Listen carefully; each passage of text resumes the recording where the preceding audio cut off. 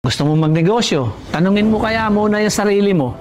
Handa ka bang gumising na umaga at matulog ng gabing-gabi na? Handa ka bang magsakripisyo ng luho at saya? O baka naman gusto mo lang ng madali ang pera? Ang negosyo, hindi yan para sa mahina ang loob.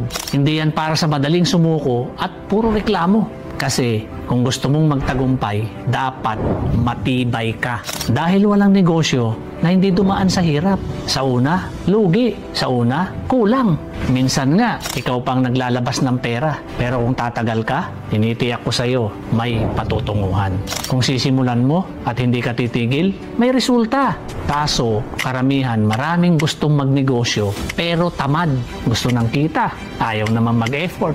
Gusto ng milyon, ayaw naman magbanat ng buto. Paano ka aasenso kung ayaw mong sumugal? Ang negosyo, walang kasiguraduhan yan.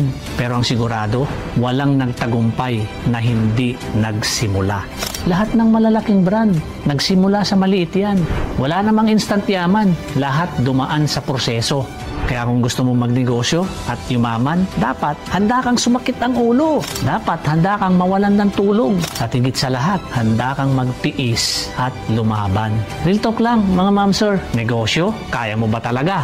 Kung hindi ka handang magsakripisyo, huwag mo nang simulan. Mapapagod ka lang.